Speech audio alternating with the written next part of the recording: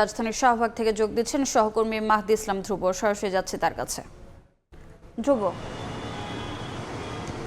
Iran Israel সংঘাতের প্রভাব শুধুমাত্র মধ্যপ্রাচ্য নয়, গোটা বিশ্বে এর প্রভাব পড়া শুরু করেছে। এই মুহূর্তে বাংলাদেশেও কিন্তু এর প্রভাব পড়া শুরু করেছে, যার দৃষ্টান্ত এই পেট্রোল পাম্প থেকে দেখা যাচ্ছে। এই মুহূর্তে আছি পরিবাগের মেঘনা পাম্পে, যেই পাম্পটিতে আসলে সাধারণ দিনগুলোতে এরকম লাইন না থাকলেও এই জ্বালানি সংকটের এই সময়টিতে কিন্তু আসলে দীর্ঘ লাইন গ্রাহকদের। আমরা বেশ কিছু গ্রাহকের সঙ্গে কথা বলেছি, তারা যেটি বলেছেন যে তারা এর আগে কিন্তু আসলে বেশ কয়েকটি পাম্পে ঘুরেছেন, যেখানে আসলে তেল না পেয়ে তারা কিন্তু আসলে এই পাম্পটিতে ছুটে এসেছেন এবং এই পাম্পটির লাইনটি আসলে পরিবাগ ছাড়িয়ে শাহবাগ পর্যন্ত অনেকটা চলে গিয়েছে, এই বাইকের লাইন কিংবা এই গাড়ির লাইন। এবং এখানে তাও কিন্তু আসলে গ্রাহকদের চাহিদা মতো তেল কিন্তু এখানে দেওয়া হচ্ছে না, তাদেরকে কিন্তু আসলে সীমিত আকারেই কিন্তু তেল দেওয়া হচ্ছে। বিশেষ করে বাইকে 500 টাকার বেশি, অর্থাৎ 5 লিটারের বেশি কিন্তু তেল দেওয়া হচ্ছে না। অন্যদিকে ছোট গাড়িতে 10 লিটার এবং বড় গাড়িতে 15 লিটারের তেল কিন্তু বেশি দেওয়া হচ্ছে না। যদি এই পাম্পটির কর্তৃপক্ষের সঙ্গে আমরা কথা বলেছি, তারা যেটি বলছেন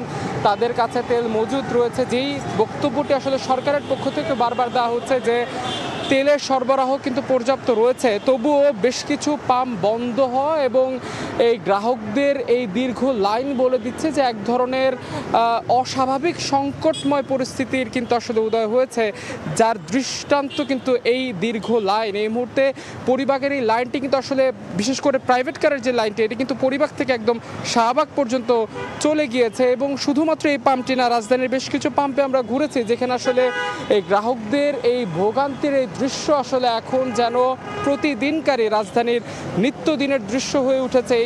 এই গ্রাহকদের, অর্থাৎ যারা বাইক চালান, যারা নিজের ব্যক্তিগত পরিবহন ব্যবহার করেন, তাদের এই ভোগান্তির এই দীর্ঘ লাইন কিন্তু রাজধানীর প্রত্যেকটি পাম্পে, তবু যদিও বেশ কিছু পাম্প এরই মধ্যে বন্ধ করে দিয়েছে তাদের সংকটের কারণে।